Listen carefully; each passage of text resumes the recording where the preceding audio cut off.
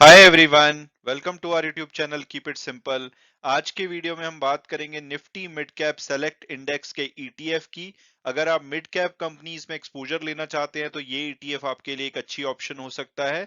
इसके अलावा शायद आप ये नहीं जानते होंगे कि जनवरी 2022 में एनएससी ने इसके अंदर एफएनओ भी लॉन्च किया था, यानी कि इस इंडेक्स के फ्यूचर एंड ऑप्शन में भी आप ट्रेड कर सकते हैं। तो आज के वीडियो में हम इस टॉपिक को डिटेल में डिस्कस करेंगे और ये भी बात करेंगे कि क्या आपको इसमें इन्वेस्ट करना चाहिए या नहीं। और आगे बढ़ने से पहले अगर आपने अभी तक चैनल को सब्सक्राइब नहीं किया तो प्लीज सब्सक्राइब करके हमें मोटिवेट कीजिए। अगर आप मेरे वीडियोस को रेगुलरली फॉलो करते हैं तो आप जानते होंगे कि हम जो निफ्टी इंडेक्स के डिफरेंट ईटीएफ्स हैं उसमें इन्वेस्टमेंट की ऑप्शंस को डिस्कस कर रहे हैं। इसको लेकर के मैंने काफी सारे वीडियोस बनाए हैं जो कि मेरे चैनल पे अवेलेबल है। आप देख सकते हैं कि जहां पे यस यस है वो सभी वीडियोस मेरे चैनल पे अवेलेबल हैं। आज के वीडियो में हम निफ्टी मिड कैप सेलेक्ट के बारे में बात करेंगे। इसके अलावा जो बाकी के टॉपिक्स अभी बचे हुए हैं उसके ऊपर मैं आने वाले टाइम में वीडियोस लेकर के आऊंगा। तो सबसे पहले अगर बात की जाए निफ्टी ब्रॉड मार्केट इंडिसेस की, तो एनएससी इंडिसेस लिमिटेड जो कि एनएससी की एक सब्सिडरी कंपनी है, इन्होंने ब्रॉड इक्विटी इंडिसेस की एक सीरीज को डेवलप किया हुआ है जिसके द्वारा ये इंडियन कैपिटल मार्केट के जो लार्ज कैप, मिड कैप और स्मॉल कैप सेगमेंट के शेयर्स होते हैं उनको इजीली आइडेंटिफाई कर पाते हैं। इस स्ट्रक्चर में इन्होंने 17 ब्रॉड मार्केट इंडिसेस हैं जो कि डेवलप किए हुए हैं। इसके अलावा आपको सेक्टर इंडिसेस भी मिलेंगे जैसे निफ्टी बैंक हो गया, Nifty financial services, Nifty pharma वगैरह। तो अगर हम इनकी ब्रॉड मार्केट इंडिसेस की बात करें तो इसमें सबसे ऊपर लेयर पे निफ्टी टोटल मार्केट है जिसमें कि जो टॉप 750 शेयर्स होते हैं फ्री फ्लोट मार्केट कैपिटलाइजेशन के हिसाब से उनको इंक्लूड किया जाता है। इसमें फर्दर जो 250 सबसे छोटे शेयर होते हैं यानी कि 501 से लेकर के 750 नंबर के, उनको निफ्टी माइक्रो कैप 250 इंडेक्स में इंक्लूड किया जाता है और टॉप जो 500 शेयर्स होते हैं वो निफ्टी 500 में आ जाते हैं।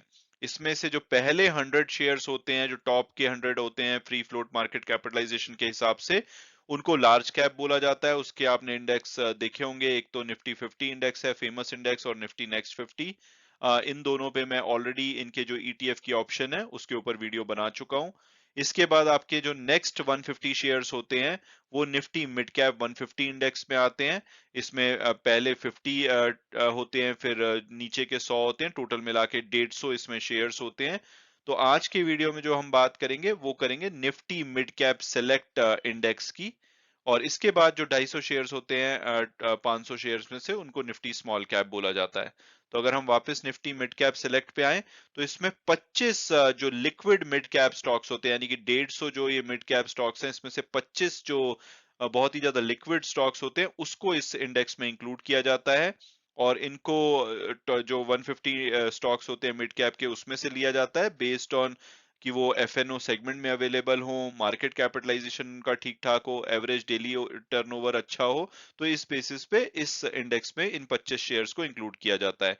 और इसमें जो वेटेज है वो फ्री फ्लोट मार्केट कैपिटलाइजेशन के हिसाब से दी जाती है। और अगर बात की जाए कि भाई आज की डेट में कौन कौन सी कंपनीज हैं जो कि इस इंडेक्स में है, तो आप ये 25 कंपनीज की लिस्ट देख सकते हैं जो इस इंडेक्स में दिखेंगी। जैसे कि कैपिटल गुड्स सेक्टर की जो वेटेज है वो सबसे ज्यादा है 17.23। उसमें आपको अशोक लीलैंड दिखेगा, एस्ट्रल लिमिटेड दिखेगी, इसके अलावा Bharat electronic, Bharat forge limited, इस तरह की कंपनीज दिखेंगी। फिर फाइनेंशियल सर्विसेज की 13% के आसपास की इस पे वेटेज है, जिसमें आपको काफी सारी कंपनीज दिखेंगी। जैसे आप Shriram transport finance corporation, AU small finance bank, ये सब देख सकते हैं। फिर आपको ऑटोमोबाइल इंफॉर्मेशन टेक्नोलॉजी, इस तरह की डिफरेंट डिफरेंट कंपनी मिलेंगी। तो इसका सेक्टर रिप्रेजेंटेशन भी काफी ज्यादा डाइवर्सिफाइड है। और अब अगर बात की जाए कि भाई इस इंडेक्स के जो स्टॉक्स होते हैं 25 स्टॉक्स, उनको सेलेक्ट कैसे किया जाता है, तो सबसे पहले अगर रीबैलेंसिंग की बात करें तो दूसरे इंडेक्स की तरह इसकी भी रीबैलेंसिंग हर 6 महीने में होती है। जनवरी 31 और जुलाई 31 का डेटा लिया जाता है और उसके बेसिस पे इसमें अगर कोई भी चेंजेस करने होते हैं तो वो करे जाते हैं। और जो भी चेंजेस होते हैं उसको 4 वीक के नोटिस के साथ इंप्लीमेंट कर दिया जाता है। तो इस इंडेक्स में किसी स्टॉक को इंक्लूड करने के लिए जो बेसिक कंडीशन है वो ये है कि वो निफ्टी मिड कैप 150 का पार्ट होने चाहिए। और दूसरा, एनएससी का जो फ्यूचर एंड ऑप्शन सेगमेंट है उसमें वो इंक्लूडेड होने चाहिए। अगर वो एफएनओ सेगमेंट में नहीं होंगे तो उसमें नॉर्मली लिक्विडिटी कम होती है, तो उसको इस इंडेक्स में इंक्लूड नहीं किया जाता। तो इसमें 25 शेयर्स आउट ऑफ 150 कैसे सेलेक्ट किए जाते हैं? तो पहले तो 5 स्टॉक्स जो फुल मार्केट कैपिटलाइजेशन है, जिसमें कि प्रमोटर का भी हिस्सा शामिल है, उसके बेसिस पे 150 में से टॉप 5 शेयर्स को इसमें इंक्लूड कर लिया जाता है। अब बचे 145।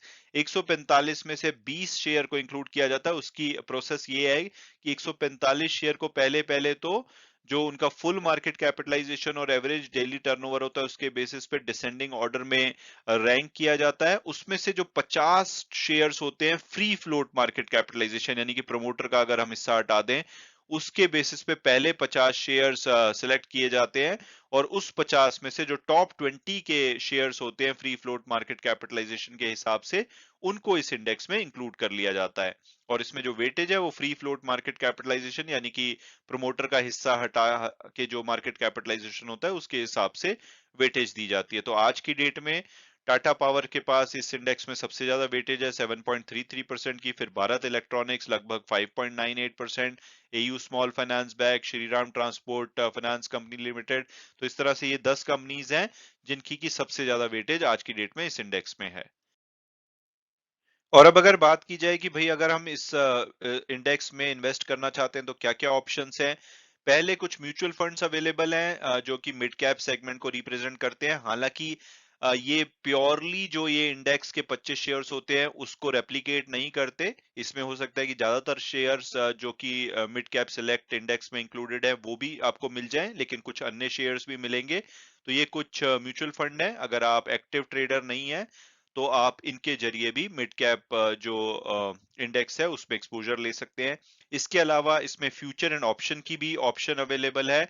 जनवरी से एनएससी ने इसमें फ्यूचर एंड ऑप्शन के सौदे भी आप ट्रेड कर सकते हैं। जैसे कि आप ये देख सकते हैं मिड कैप निफ्टी, सिर्फ 4 ही इंडेक्स हैं जिसमें कि फ्यूचर एंड ऑप्शन के सौदे लिए जा सकते हैं। एक तो निफ्टी 50 हो गया, उसके बाद बैंक निफ्टी, ये दोनों तो काफी फेमस है। इसके अलावा फाइनेंशियल सर्विसेज जिसमें कि बैंक्स प्लस और जो भी फाइनेंशियल सर्विसेज की कंपनी होती है, एनबीएफसी, लाइफ इंश्योरेंस वगैरह, वो इंक्लूडेड होती है। और चौथा ये मिड कैप निफ्टी है जो मिड कैप सेलेक्ट की 25 कंपनीज है, इसके इंडेक्स में भी आप फ्यूचर एंड ऑप्शन के ट्रेड कर सकते हैं। आप देख सकते हैं इसका जो आज की डेट में जो इस इंडेक्स का रेट है वो 6,948 है, और अगर आप सितंबर का फ्यूचर लेते हैं तो जब मैंने स्क्रीनशॉट लिया था तो ये 6,947.65 में अवेलेबल था। तो यहाँ पे आप देख सकते हैं सारे फ्यूचर्स, ये क्योंकि वीकली फ्यूचर्स अवेलेबल होते हैं तो वो आप सब देख सकते हैं, और जो भी ऑप्शंस हैं वो भी इसमें अवेलेबल है।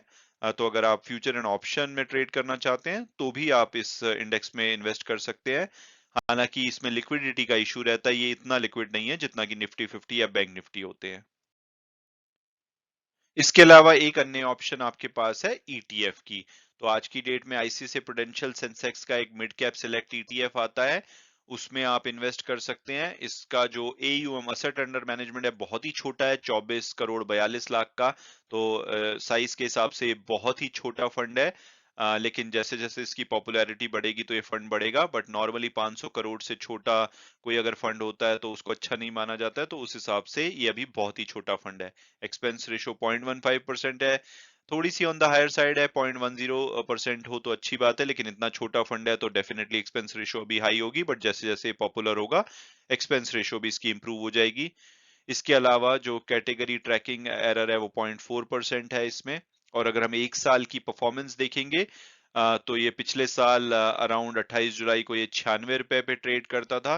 फिर इसने 117 रुपए 95 पैसे का पीक भी टच किया, और इस बीच में 82 रुपए 99 पैसे का लो भी टच किया। आज की डेट में ये 100 रुपए 30 पैसे पे ट्रेड कर रहा है, यानी कि एक साल में इन्होंने 4.5% की रिटर्न दी है, बीच लेवल पे है। तो अगर आपको बहुत ही ज्यादा इंटरेस्टेड है इन कंपनीज में तो आप इसमें एक्सपोजर ले सकते हैं, क्योंकि अपने 52 वीक हाई से नीचे पे अवेलेबल है। हालांकि 52 लो वीक से भी थोड़ा सा ऊपर पे अवेलेबल है, तो मिड लेवल पे अवेलेबल है। और अगर इसके फंडामेंटल देखें तो 28.46 पीई है, इसमें जो कंपनीज इंक्लूडेड है पीबी 4.04 है, डिविडेंड यील्ड 1.14 है। और अगर वैसे इस इंडेक्स की परफॉर्मेंस देखेंगे तो पिछले एक साल में इन्होंने 2.81 विदाउट डिविडेंड, और डिविडेंड अगर इसमें इंक्लूड कर दिया जाए तो 1.81 की नेगेटिव रिटर्न दी है। हालांकि इस ईटीएफ ने उसके मुकाबले अच्छा किया है, और उसका रीजन वही है कि इसमें थोड़ा बहुत ट्रैकिंग एरर होता है जो कि इनके फेवर में काम कर रहा है। और अब अगर बात की जाए कि भाई इसमें इन्वेस्ट करना चाहिए या नहीं, तो मेरे हिसाब से अभी ये बहुत ही छोटा फंड है, तो काफी ज्यादा इसमें इंडेक्स से जो गैप्स हैं वो हो सकते हैं। तो मुझे लगता है कि थोड़ा सा और पॉपुलर होने दे, आप इस पे एक नजर रखिए। लेकिन जब एक बार 100 करोड़ के आसपास इसका असेट अंडर मैनेजमेंट पहुंच जाता है तो इसको कंसीडर किया जा सकता है। Thanks so much for watching the video and God bless you all.